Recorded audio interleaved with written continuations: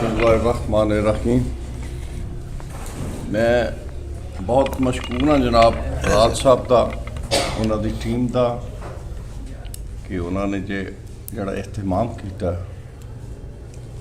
बड़ी मेहरबानी। लेकिन इस नाल मैं इंतहाई अफसोस के नाल गल करांगा कि जिस शख्स की बैनर ते तुहाडी शख्सियत की तस्वीर सी जिहदी याद में तुसीं ये फंक्शन कर रहे हो, वो इस शान शान ते नहीं सी।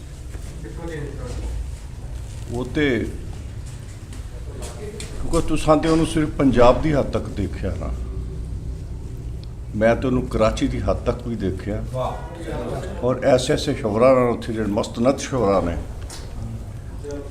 अपने घर च बिठा के मुशायरे भी कराए ने उत्थे। लेकिन रश उन्होंने तो सब तो अनोखा सी, सब तो आला सी।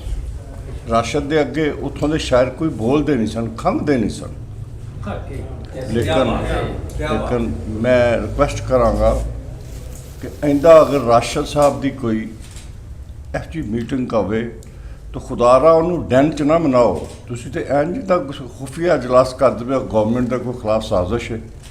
हाँ जी, ओपन करो जिदा शबीर नाज साहब जड़े ना बड़े अच्छा, तो हो जाए अरेंजमेंट करो कोई उन्होंने शान तो यार कोई मुशारा हो, कोई बात हो, तो कोई बात ना हो जिस तरह नहीं। ये मैनू दुख होया वैसे अपने ताई ते देखो कोशिश तो है ना। देखो सब तो ज़्यादा कोशिश मैनू होया कि मैं शायरी के लिहाज नाल यतीम हो गया।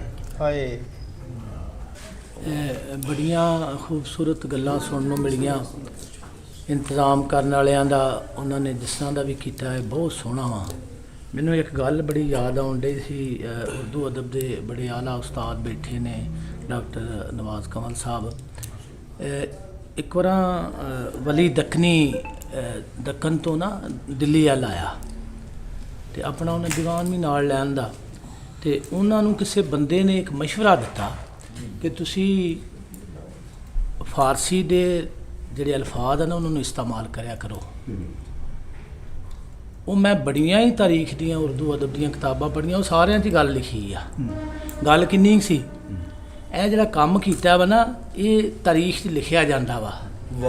किन्ने लखां बंदियां दा शहर आए, ये शायर किन्ने ने, देखने वाली गल है ना कि शायर किन्ने ने, राशिद आरफ किन्ने ने।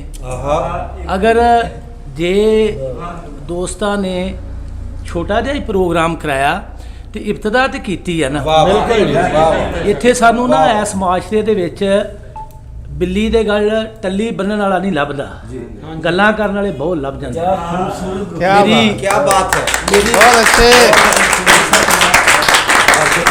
मैं बड़ा ही गल्लां गुल्लां सुन के ना बड़ा परेशान होया कि यार एक बंदा अपना सारा कुछ ही ला दिंदा दा ते। ठीक है, ਉਹਦਾ सौदा सल्फ ही होना हुंदा, रेड़ी ते लाया हुंदा ना, तो कई लागो लुंदा ਜਾਂਦਾ ਲੈ ਆ रेड़ी ला के ਉਹ ਸਭ ਕੁਝ ਉਹੀ ਹੁੰਦਾ ਜੀ। ਉਹਦਾ ਸਾਰਾ ਉਹਦੀ ਕਾਇਨਾਤ ਕੁੱਲ ਕਾਇਨਾਤ ਹੁੰਦੀ ਆ। ਤੇ ਗੱਲ ਕਰਨ ਵਾਲਾ ਗੱਲ ਕਰਕੇ ਐਵੇਂ ਟੁਰ ਜਾਂਦਾ। ਇਹ ਪ੍ਰੋਗਰਾਮ ਇੱਥੇ ਹੋਇਆ ਤੇ ਸਾਡੇ ਮਸਕੀਨਾਂ ਨੂੰ ਵੀ ਦਾਵਤ ਮਿਲੀ, ਇੱਥੇ ਆਏ ਆ। ਨਹੀਂ ਤੇ ਸਾਨੂੰ ਕੌਣ ਪੁੱਛਦਾ। ਠੀਕ ਹੈ, ਸ਼ਾਹ ਹੋਰਾਂ ਦੀ ਮਿਹਰਬਾਨੀ, ਇਹਨਾਂ ਦੀ ਮਿਹਰਬਾਨੀ, ਇਹਨਾਂ ਨੇ ਕਿਹਾ ਵੀ ਜਾਣਾ। राशिद आरफ का नाँ आया तो मैं राशिद आरफ का नाँ आया तो मैं क्या यार जाना जरूर आ। उन्होंने 2-3 मुशायरे पढ़ने का इतफाक होया, गपशप लाने का भी होया। और दसदा चला कि मैं शायर नहीं एडा वड्डा ना मैं, लेकिन मैं ना कारीगर पूरा वां।